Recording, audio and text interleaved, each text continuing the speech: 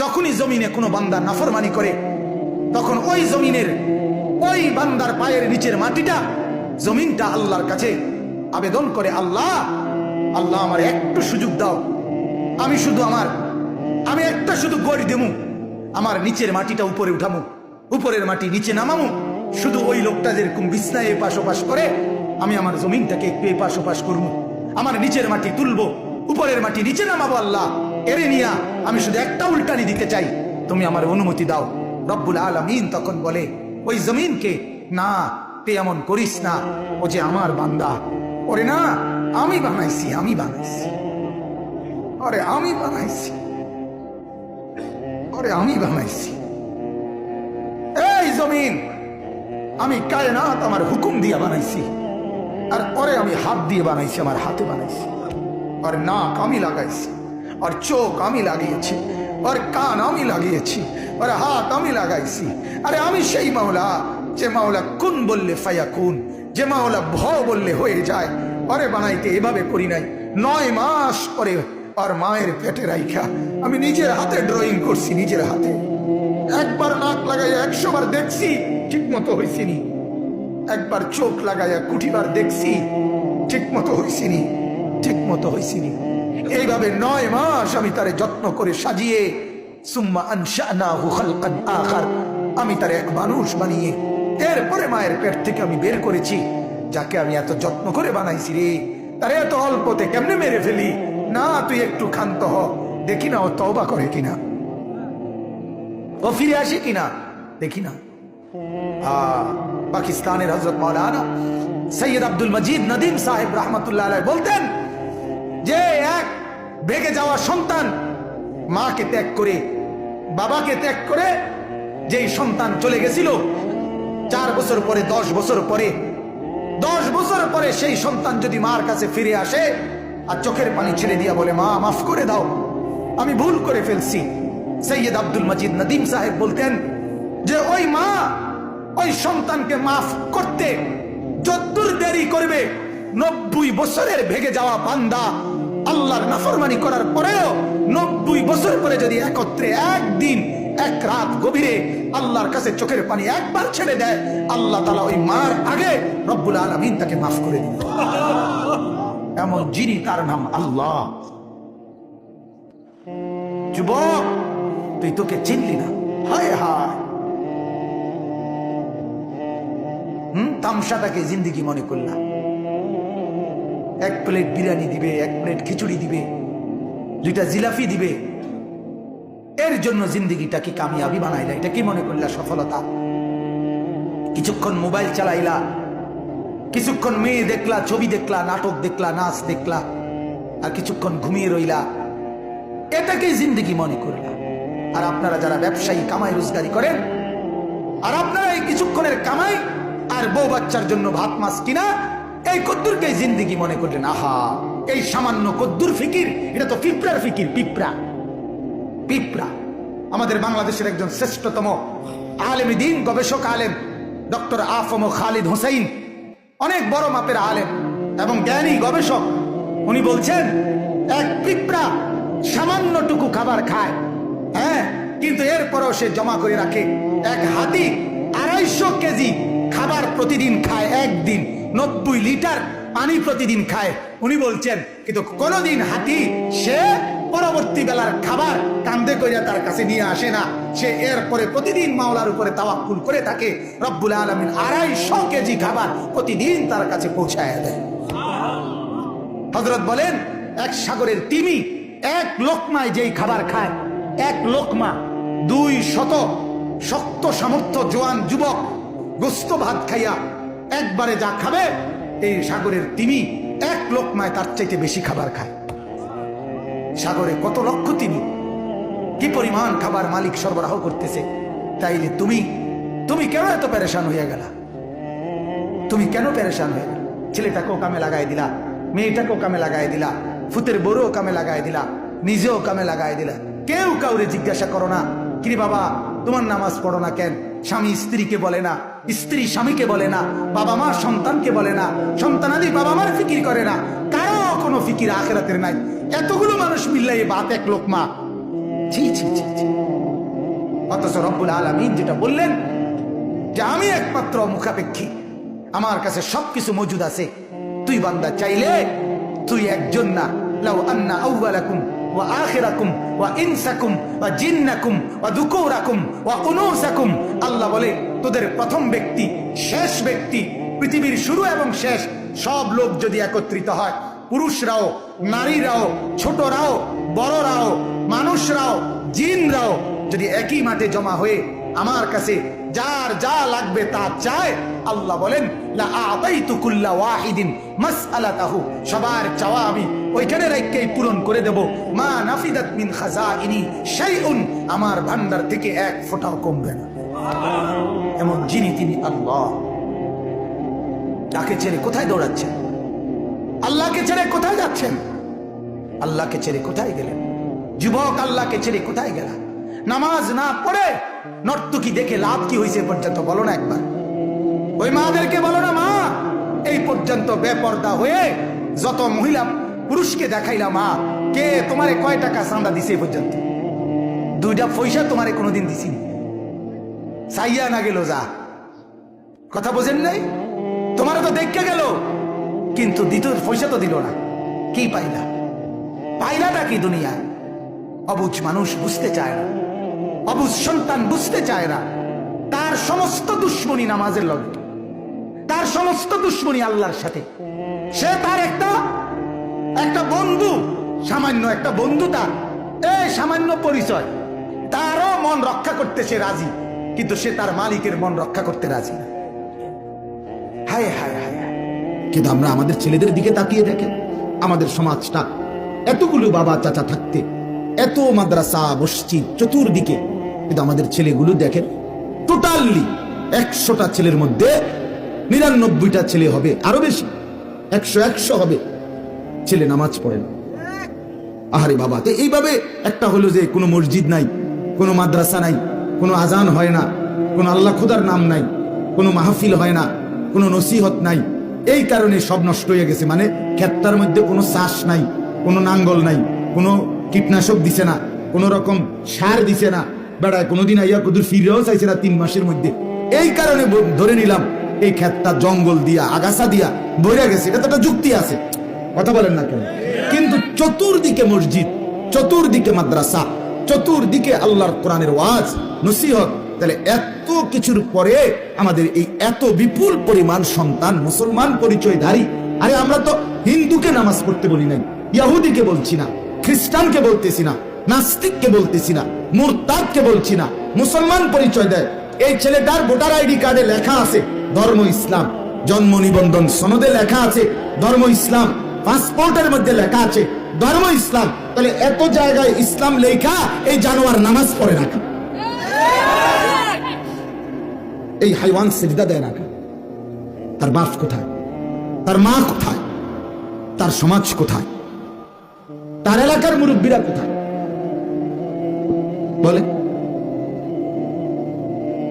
বলেন আপনারা। আশ্চর্য, আমাদের ছেড়ে দিছে সবাই। আমরা সমাজটা হাল ছেড়ে দিছি, সবাই মিলেমিশে যার যা মন চায় খাও দাও ফুর্তি করো।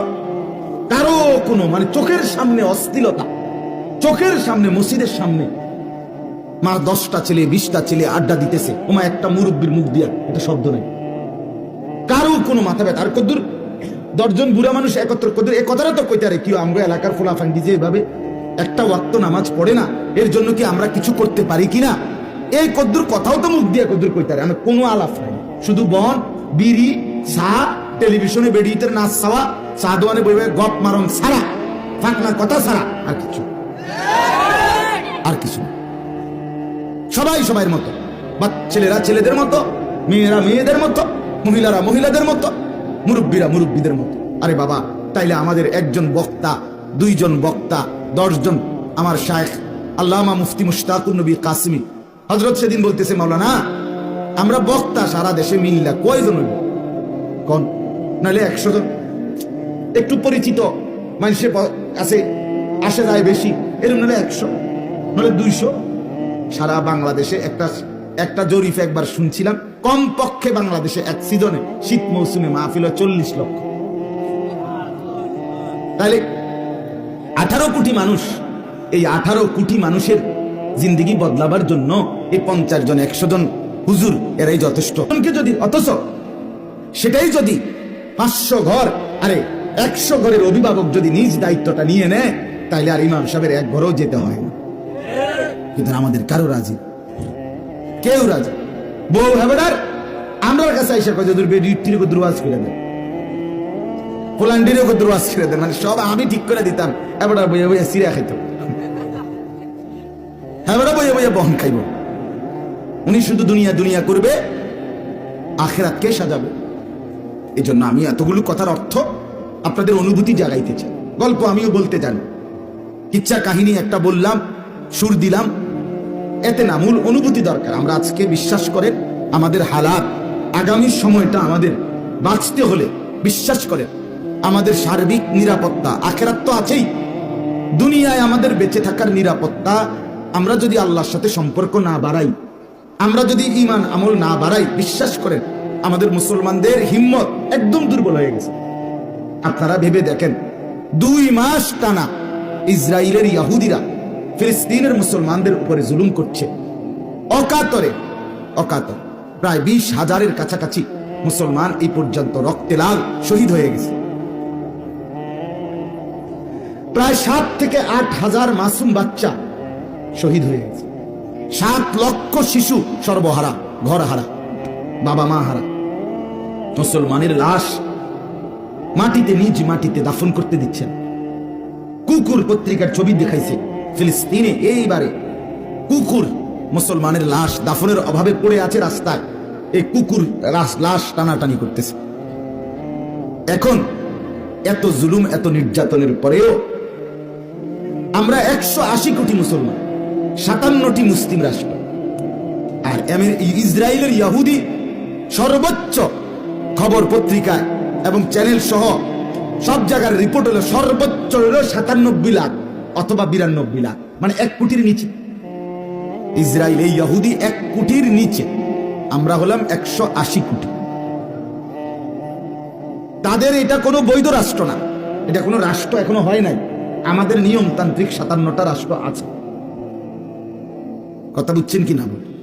কিন্তু আমাদের এই এতগুলো মানুষের প্রতিবাদ, বিক্ষোভ, মিছিল, স্লোগান মাত্র 1 কোটির চাইতে কম কাফেরের 2টা পয়সার মূল্য দিচ্ছে না, ভয় পাচ্ছে।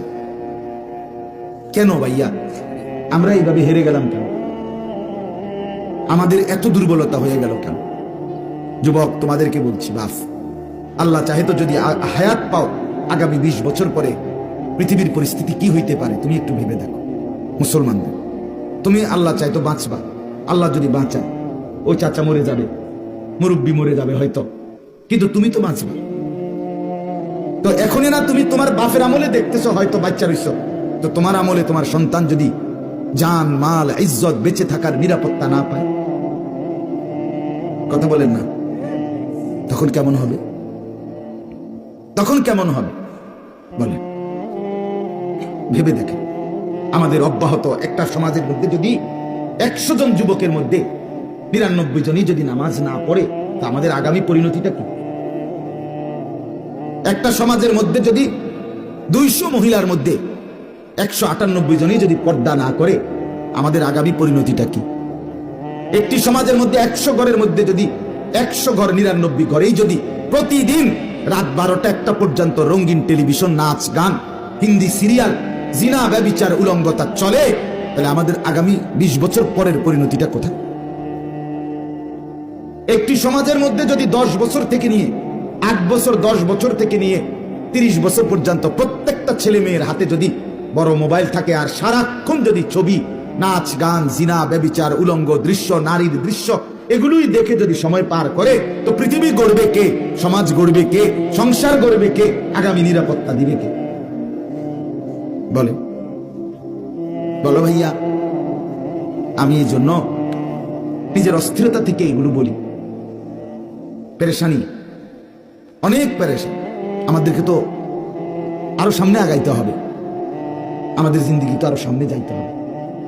তা আমাদের এই ছেলেরা, এদের 6 বছরে, 5 বছরে, 1 বছরে কোনো দিন মনেও পড়ে না যে তারা যে মুসলমানের মতো চুল রাখে না, কাফেরের মতো চুল, বেঈমানের মতো চুল, একটু বিবেকও জাগে না যে এটা আমি কি রাখতেছি।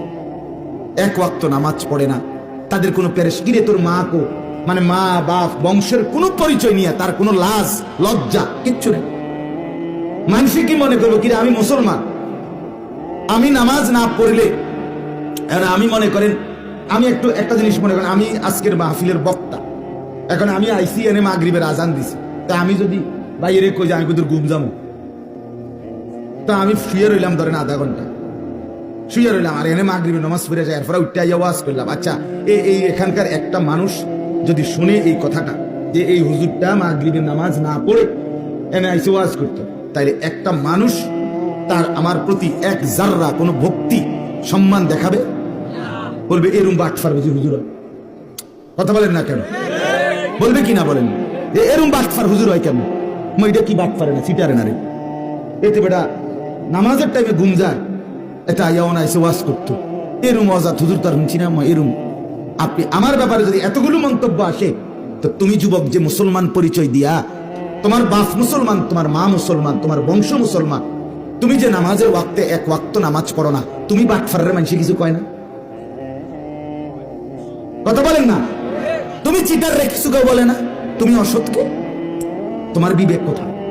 তার মানে তার হিসাব হইল লোকে কে কি বলে কি মনে করে আমি জানোয়ার, এটা নিয়ে ভাবার কি দরকার? কুকুর তো নিজে বোঝে না যে তাকে কেউ কিছু মনে করে কিনা, শুকর তো বোঝে না তাকে কেউ কিছু মনে করে, ছাগল তো বোঝে না তাকে কেউ কিছু মনে করে না, এজন্যই তো সে জানোয়ার। অতএব যে মুসলমান, যে মানুষ সুস্থ স্বাভাবিক, সে অনুভব করে যে আমাকে লোকে মন্দ বলবে, আমাকে মানুষ ঘৃণা করবে, আমি মুসলমান, আমি নামাজ না পড়লে, আমি মেয়ের পিছনে হাঁটলে, আমি মোবাইলে উলঙ্গ ছবি দেখলে, আমি নাচ গান দেখলে আমাকে লোকে মন্দ বলবে।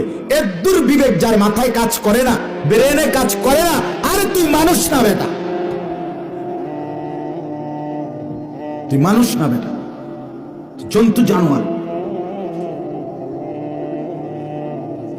আল্লাহ আমাদেরকে বুঝার তৌফিক দান করেন। চলেন, আমার কথা শেষ, মূল বক্তব্য শেষ।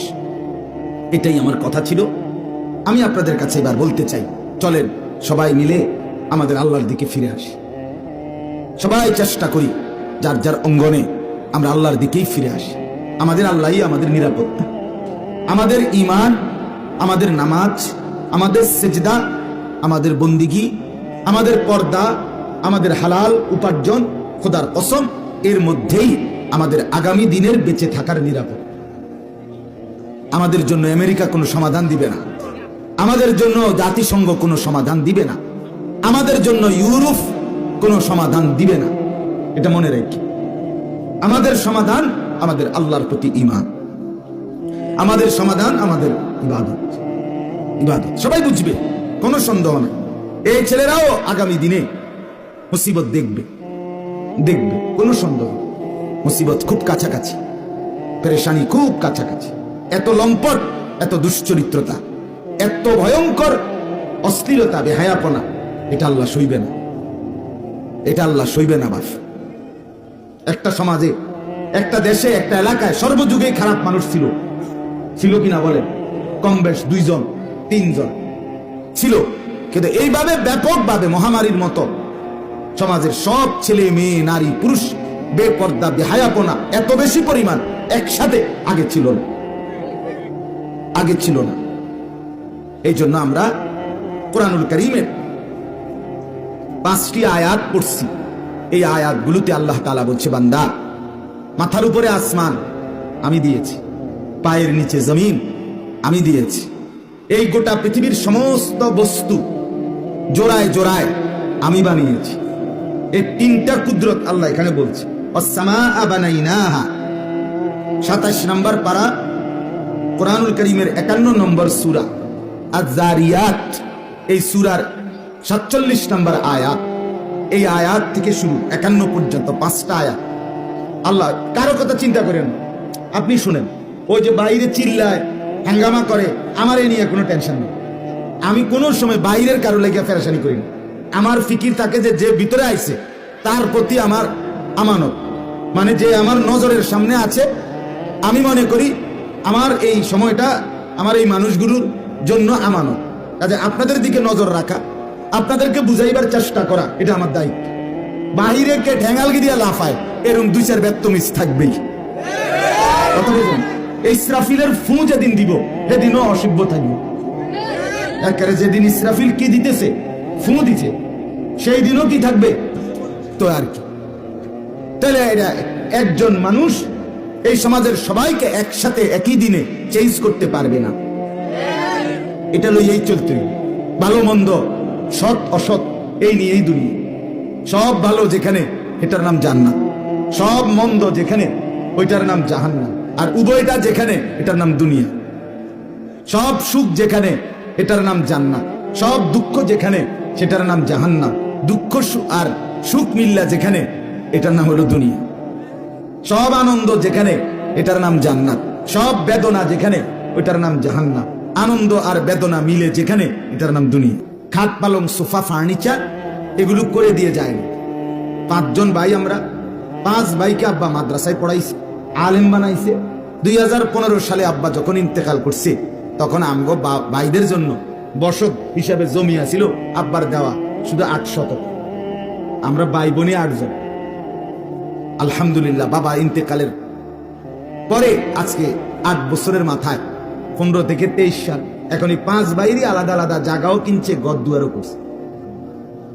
তো কি এই জন্য বাবা ছেলেকে ঘর দুয়ার আর খাট পালং করে দিতে হয় না, সেজদা শিখাইতে হয়, নামাজ শিখাইতে হয়, কোরআন শিখাইতে হয়। আল্লাহ তাআলা এই জন্য বাবা আমার অধীনে দিয়েছে। এই জন্য মাদ্রাসায় দ্বীন শেখান, ছেলেদেরকে কোরআন শিখান, মেয়েদেরকে কোরআন শিখান। যার ছেলে 3 জন, আল্লাহর কোরআন শিখাইতে হবে 3 জনকে। যার মেয়ে 3 জন, আল্লাহর কোরআন শিখাইতে হবে 3 জনকে। নবীজি বলছে, আলা কুল্লি মুসলিম, প্রত্যেক মুসলমানের উপরে দ্বীনি ইলম অর্জন করা ফরজ। বুড়া মানুষেরও, জওয়ান মানুষেরও, নারীদেরও, পুরুষদেরও, ছেলেদেরও, মেয়েদের। ভিক্ষা দিলে হইতো না, ভিক্ষা দিলে হইতো না, বুঝছেননি? মানে আপনার জি ফুট 7 জন, হুজুর আপনারা কওনে ওয়াজুন্নে 1 জন ফুট দিছি মাদ্রাসাত, মানে আপনি ভিক্ষা দিছেন নাকি? তা বাহ বাহ বাহ, মনে হয় আপনারা ভিক্ষা দিছে। না না, আপনি ভিক্ষা দিয়েন না। আপনাকে রাসূল বলছে, সন্তান, ছেলে মেয়ে যতজন দ্বীন শিখতে হবে ততজন। কতজন? 3 জনে কয়জন? বলেন না, কয়জন? 4 জনে কয়জন? মনে রাখ, হাসরের ময়দানে কোরআনে আছে যে সন্তান মা বাবার গাফলতির কারণে, মা বাবা দ্বীন শিখান না শিখানোর কারণে জাহান্নামী হবে। খোদার কসম, ওই সন্তান জাহান্নামে যাওয়ার আগে আল্লাহকে বলবে, আল্লাহ আমার মা বাপকে একটু দেখতে চাই। আল্লাহ বলবে, কেন? বলছে, আজকে জাহান্নামে যাচ্ছি, এই মা বাপ ছোট্টবেলায় দ্বীন শিখায় নাই, আল্লাহ চিনায় নাই, নামাজ পড়ায় নাই, আজকে জাহান্নামী হলাম। এই জন্য ওই মা বাপকে এনে না জালহুমা তাহতা আকদামিনা, পায়ের নিচে ফালাইয়া 2 পাও দিয়া কতক্ষণ লাইঠাইয়া সোঁটটা, এরপরে জাহান্নামে যাবে। এটা কোরআনের আয়াত। এই অচিরেই দেখবি, অচিরেই তাফালিং সুল, এটার খেসারত হেতেরও দিতে হইব, বাপেরও দিতে। দ্বীন শিখাইলেন না কেন? 1 ওয়াক্ত নামাজ পড়ে না 16 বছরের দামরা, হ্যাঁ 18 বছরের দামরা খাড়াইয়া মতে, আপনি শিখাইলেন কি? আপনার বাবার সার্থকতা কি? আমার জীবনের আর রইল কি? আমার জিন্দিগির আর কি রইল? হ্যাঁ, আমার জীবনের আর সার্থকতা কি? সারাদিন বন্ধুদের সাথে আড্ডা দেয়, রাত্রে কেন মা বাবার ঘরে আসে? ওই হাইওয়ানকে বলতে পারেন না যে আড্ডা দিছো যাদের সাথে, নামাজ না পড়ে তাদের সাথেই রাত কাটাও? খানার টাইমে বাবার উপার্জন খায় কেন? থাকার টাইমে বাবার ঘরে এসে থাকে কেন? বলে, আমি আমার জীবনে একবার আমার আব্বারে বলছিলাম, আব্বা আমি এই মাদ্রাসায় আর পড়বো না, আরেকটা মাদ্রাসায় আমার ভর্তি করান আমার ছাত্র জীবনে। কসম, আমার আব্বা সাথে সাথে বলছে, ফুত, ছোট তখন আমি, পরের বেলা ভাত 1 লোকমা ভাত আমার ঘরে আর খাইল না। সাবধান বাইরও, আমি যেই মাদ্রাসায় দিছি এটাতেই পড়তেন, নাহলে আর ভাত পরের লোক 1 লোকমা ভাত খাইও না, সাবধান বাইরো। পরে আমি কানতে কানতে ওই মাদ্রাসাতেই ফিরে গেছি। বুঝছি এই বাপ বড় শক্ত বাপ, ছাড়বে না। বাবার সেই কঠোর শাসন, আলহামদুলিল্লাহ আজকে আপনাদের সামনে 2টা কথা বলার তৌফিক দিছে। ছেড়ে দিলে হবে না, ছেড়ে দিলে হবে, ছেড়ে দিলে নষ্ট হয়ে যাবে। চরিত্রহীন হয়ে যায়। তলে তলে বেনামাজি ছেলে, অবস্থা খুব খারাপ, কিচ্ছু নাই, ভিতরটাকে জোকা বানায় লেছে, ভিতরটা খোলস বানায় লেছে। নারী দেখতে দেখতে, ছবি দেখতে দেখতে, উলঙ্গ দৃশ্য দেখতে দেখতে শরীরে শক্তি, যৌবনের শক্তি কিচ্ছু নাই। যত ছেলে বেনামাজি সারাদিন মোবাইল টিপে, আপনি কসম, আপনি পরীক্ষা করে দেখেন সবগুলো নাফরমানের চোখ ভিতরের দিকে ঢুকে গেছে, কোডি সাফা জাগাত নেই। গুনাহ গুনাহ, অসভ্যতা, অশ্লীলতা, কোমর দুর্বল করে ফেলছে। 18 বছরের ছেলে পরিশ্রম করার কথা, এক জগ ফানি দিতে গেলে ফাইতাম না, দুগা বাড়ি করে তার বাফেরে বলে যে দুগা বাদ দিয়ে তোর আব্বারে বাজারে দোকানে ফাইতাম না। বেডি সেবানি, হ্যাঁ ফানি, মোবাইল ছবি দেখবানি, হ্যাঁ পারবো। মানে এটা হলে 100 কিন্তু বাবার খেদমত, মায়ের খেদমত, একটু সংসারের সামান্য কাজ, হ্যাঁ ঘর গৃহস্থের একটু কাম, তার গায়ে সে বাবা মা তাকায় তাকাইয়া সন্তান ফালে। আল্লাহ আমাদেরকে বিবেক দান করেন, আল্লাহ আমাদেরকে বুঝ দান করেন, আমাদের সন্তানদের জন্য, স্ত্রী পরিবারের জন্য ফিকির করবেন। আল মাদ্রাসাতুল মদিনা, এই মোহনপুর মাদ্রাসা আল্লাহ কবুল করেন। আজকের থেকে পরিবর্তন শুরু করেন। কমপক্ষে ভিতরে যারা বসছেন ছেলেরা, বাবা আজকের এশার নামাজ পড়ো না, তাইলে কমপক্ষে প্রমাণ হবে এই বাহিরের ফালতুদের চাইতে তুমি একটু ভিন্ন। অনুরোধ, মিশে যাইও না এই সমাজের দুষ্টদের সাথে, এই সমাজের অসতের সাথে। সে তোমারে চরিত্রহীন বানাইয়া, ফসাইয়া, গলাইয়া, গন্ধ ছুড়াইয়া এরপরে তোমার ছেড়ে দিবে। এই জন্য ছেলেরা যারা ভিতরে বসছো, তোমাদেরকে অনুরোধ করলো, বখাটে দুশ্চরিত্র, উলঙ্গ ছবি দেখে, নাচ গান দেখে, অশ্লীল কথা মুখ দিয়া বলে, অসভ্য গালিগালাজ করে, হাসে মাতালের মতো, ছাগলের মতো, প্রতিবন্ধীর মতো, এই সমস্ত বিকৃত রুচির মানুষ, যুবক ছেলে পেলের সাথে চইল না ভাই, চইল না। আল্লাহ তাআলা আমাদেরকে তৌফিক দেন, এই সমাজকে আল্লাহ ভালো রাখেন, মাদ্রাসাকে আল্লাহ কবুল করেন। ইনশাআল্লাহ এশার নামাজের বিরতি হবে এখন।